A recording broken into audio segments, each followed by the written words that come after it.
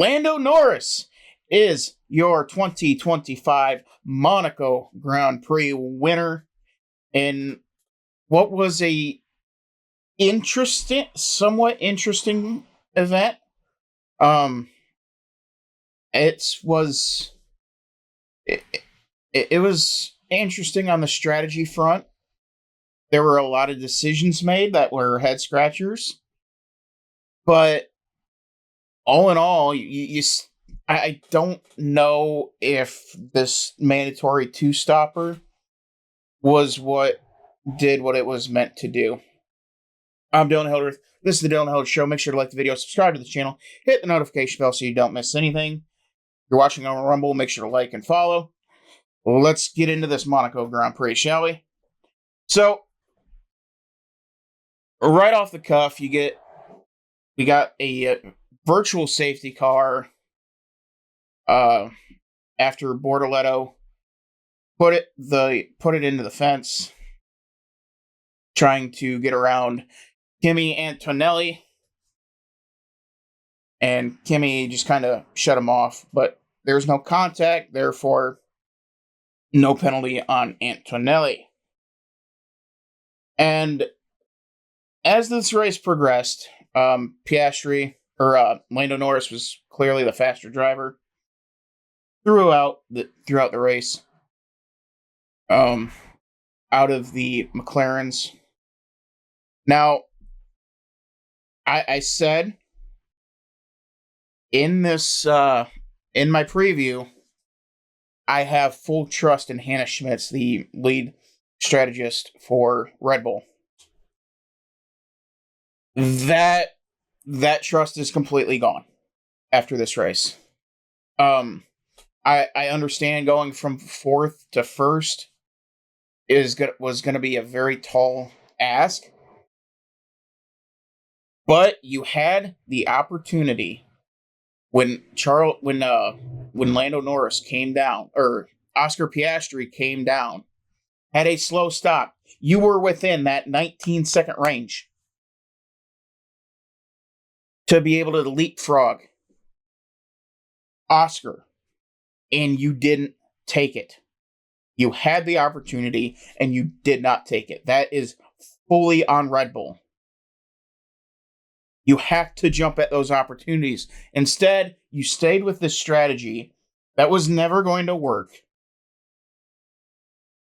And here we are. Instead of being able to cut into Oscar's lead, you're now once again falling behind. And the only saving grace for Max for Red Bull, I should say, is that Russell had a horrific day. And we'll get into Russell here in a minute. But you had LeClarc. LeClarc, he finished second.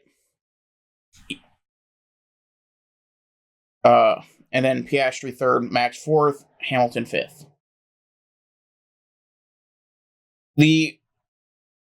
Throughout most of this race, you saw pretty much everybody continuing to just ride around. I appreciate the attempt from F1 for the mandatory two-stopper, but it wasn't. It just wasn't it. You still had cars still running slow, still keeping the pace low, and conserving the tires. You still had all of that despite the mandatory two-stopper. It wasn't what it didn't do what it was meant to do.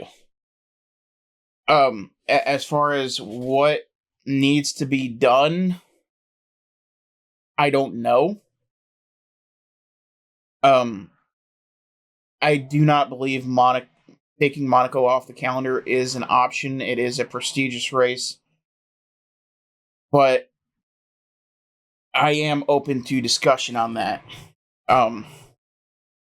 It's just mighty, mighty unfortunate that these cars, and now it could be different next year. The cars are a little bit smaller than what these are. So you could see something, you could see a little bit more racing.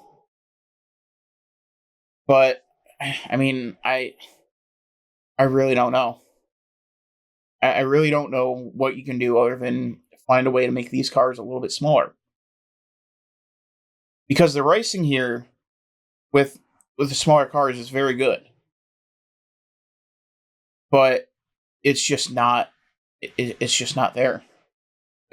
There's no opportunity to pass. LeClarc was a lot faster than Lando in that final run, but Lando had such a good run out of that final turn that Charles couldn't get to him and set up a pass. But yeah, that as far as Red Bull goes, my trust in Hannah Schmitz is gone. There is a clear, easy opportunity for Red Bull to get a spot on Piastri, no less, and you didn't take it. You stuck to your guns. You stuck to your strategy. You got bullheaded. You didn't adapt. That's not Red Bull. That's not the Red Bull brand. You adapt to the situation. And Christian Horner and Hannah Schmitz failed Max Verstappen and not bringing him down when the opportunity presented itself. Yes, you would have been in traffic, but your strategy turned out to be hoping and praying for a safety car. And then it turned into hoping for a red flag, which would have gave you a 30-second penalty, and you would have still finished fourth. This strategy by Red Bull was absolutely uncalled for. It was absolutely horrendous. It is unforgivable. When you are hoping for luck, that's not a strategy. That is a prayer. And those prayers did not get answered. And now, and once again, you're put in a very bad spot. You could have finished third, but they got bullheaded. Now, speaking of bad strategies, the other person that I said I had faith in was Total Wolff and the Mercedes. That is now gone. You do not bring either car down until 10 laps to go. Again, I don't understand what the plan was. I don't know what they were aiming for. There were so many opportunities to pit and change your situation. And they didn't. They did not. They refused to. So many times. And once again, unforgivable from Total Wolff and Company. You put Russell in a bad spot. You put Kimi in a bad spot. And there is a part in this where Carlos Sainz was backing up the corner at the chicane coming out of the tunnel. It looked, he was backing it up way so far that both Mercedes had to jump out of the way to not come barreling into him. And because Russell had to cut the chicane and expecting a 5-10 second penalty, which he would have been easily able to make back up, because everybody was still running very, very slow, Russell decided to just try to eat the penalty, but the FIA comes down with a drive-through penalty. Now, as it sits now, I have not found the official FIA document saying why.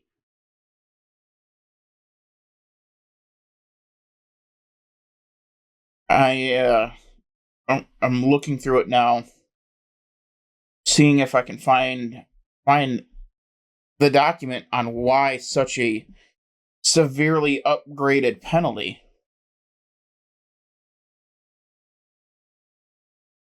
Okay, here it is.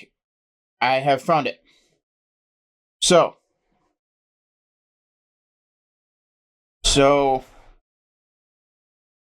okay, so here's the reasoning on the official FIA document on why George Russell got a drive-through as opposed to the normal 5-10 second penalty. So, I'm just going to read the reason part. The stewards reviewed the positioning, marshalling system data, video timing, team radio, and in-car video evidence. Car 63 left the track at turn 10, overtook car 23, and did not give the position back and maintained his track position.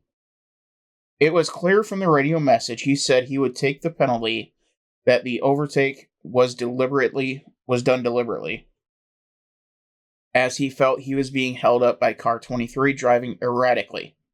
Anticipating situations such as this might happen at this Monaco Grand Prix, all the teams were informed before the race by the director at the steward's request that the stewards would look carefully at deliberately leaving the track at turn 10 to overtake a car or a train of slow cars. The communication also made it clear that the guideline penalty of 10 seconds may be insufficient for the deliberate infringement that the penalty applied may be greater than 10 seconds. We therefore considered the 63's deliberate infringement warranted a drive-through penalty, and we so imposed. Competitors are reminded that they have the right to appeal, blah, blah, blah. So, the stewards felt that it was deliberately done, which I do believe that it was, but I think there was also an element that Russell was trying to avoid contact. Carlos Sainz was woed way up going through turn 10.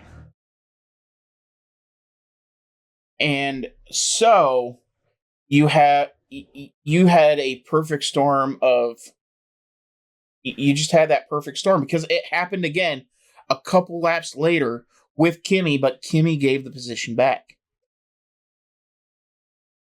And I'll be curious to see if Mercedes tries to fight this. Obviously, it won't be for points.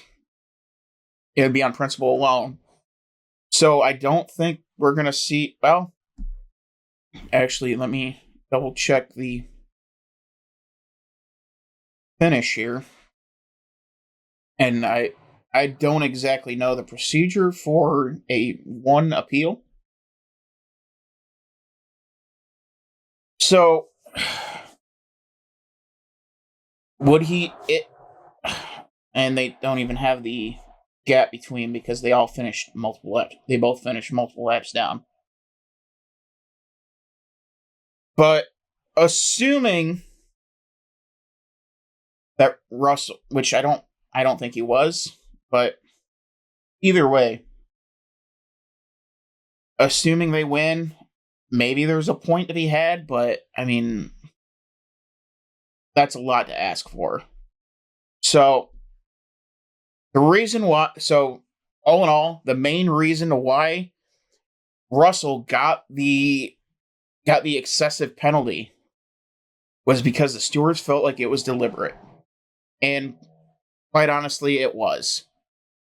But he also has the cover of Carlos Sainz slowing up more than usual into turn 10. But Russell got the short end of the stick, and he got whacked with it. He got absolutely whacked with it. And of course, as I said earlier, compounded by the horrible strategy. Now, the two teams that I said to look out for to screw up the strategy, they did not. They did it perfectly. They were helped by bad strategy from Red Bull and Piastri's slow stop with that first stop. And McLaren was able to stay form, get the most points of everybody, extend their constructors' points lead over the Mercedes, who now over 130 to 132 points. And that's a lot of math. So they're at a whole heck of a lot of points. 132 plus 40. It would be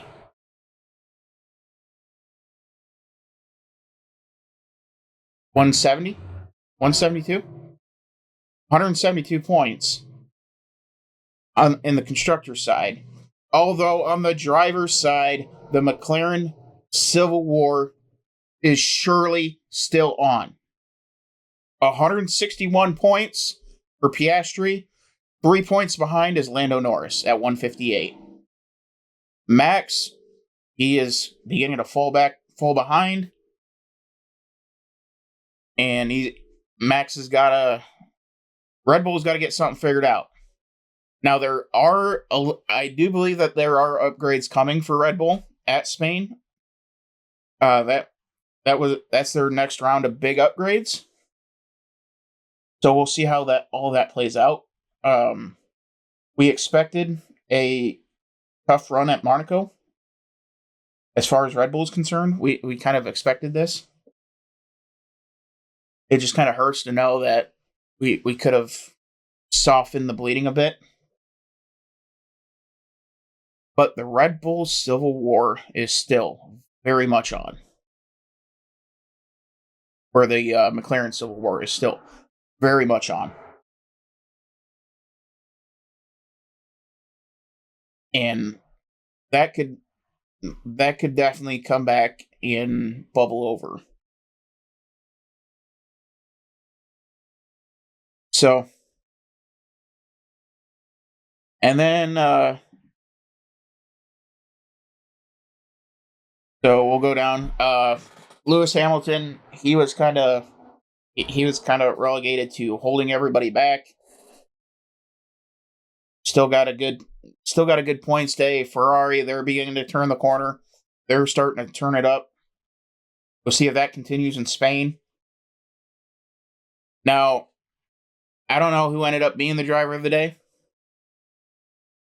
but Isaac Hadjar, he's got my driver of the day. Finished 6th, got a whole heap of points for the Racing Bulls. And he climbed up 4 spots to 10th in the points. He is the highest finishing rookie in the mid-tier teams. And it's not even close.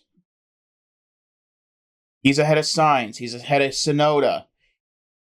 He's ahead of Behrman, Lawson. And Lawson got some points out of the day too. And so, because he finished 8th. So Lawson got some points.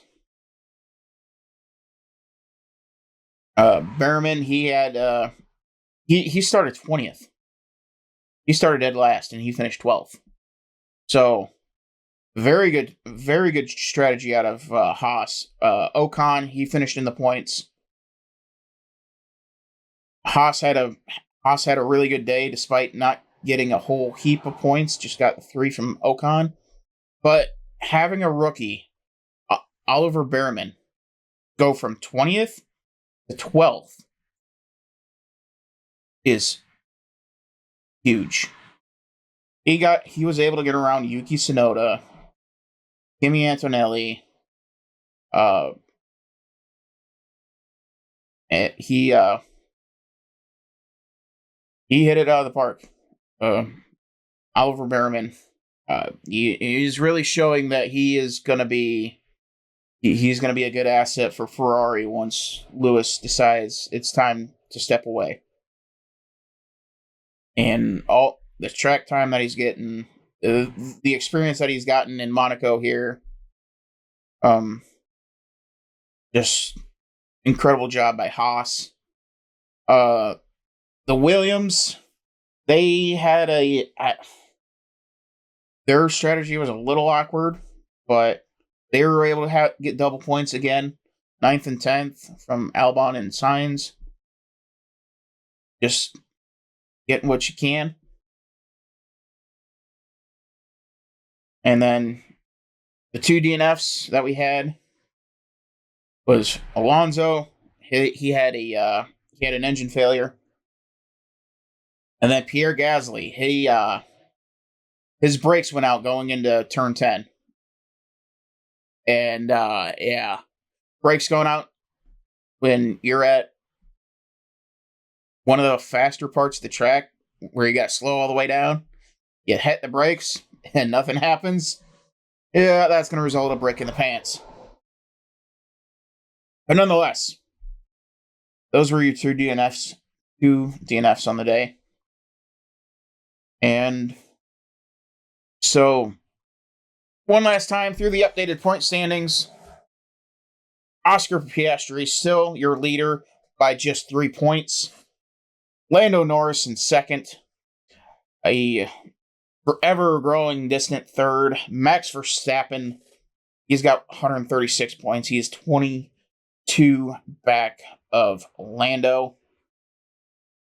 Russell came up empty, still at 99. LeClarc and Hamilton, they got 79 points now and 63 points respectively. Antonelli in 7th, staying at 48 points, but only 6 points back of Antonelli is Alex Albon in the Williams. He is only 6 points back. And then 22 points back of that, you have Esteban Ocon.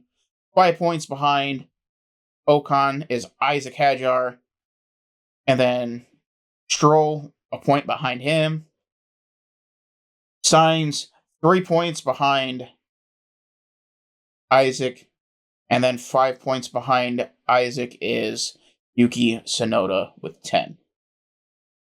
Gasly, 7. He's got 7. Hulkenberg 6. Behrman 6. Lawson, he's now on the board with 4. And then Alonso, Colapinto, and Bortoletto, they all sit at 0 points. So, that is your updated drivers' standings. And then you have McLaren leading the constructors, obviously. We went over that at 319. Mercedes, 147. Red Bull, very close behind at 143. Ferrari, 1 point behind at 142. And then you have a gap back to Williams in the mid-tier, 54 points.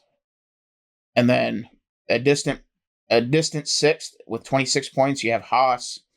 RB, the Racing Bulls, are 22 points. Aston Martin, 14 points. Alpine, 7. And Sauber is sitting at 6 points. So, there's your updated standings. My driver of the day, Isaac Hadjar. My dumbass of the day, I gotta give it to, I'm gonna say, I don't know.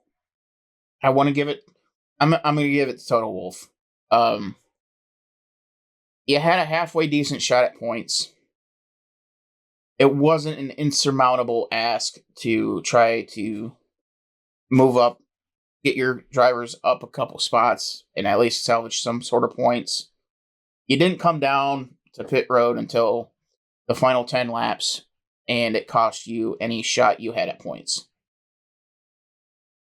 Horrific strategy. Not quite as bad as Max's, so I'm going to give it Total Wolf, unfortunately. I had high hopes for him. Really started to believe that Mercedes was going to turn the corner. More than likely, this is a one-off because Monaco is a whole different animal than anything else we see on the calendar. And you just gotta come back and do better next weekend in Spain. And yeah, so all right. I believe that is all that I have for your Formula One Monaco Grand Prix race review. Make sure to like the video, subscribe to the channel, hit the notification bell so you don't miss anything. And you can get this cool cowboy hat at cowboyrevolution.com. Use my code Dylan, DILLON. And we will see you guys later for the Indy 500 review.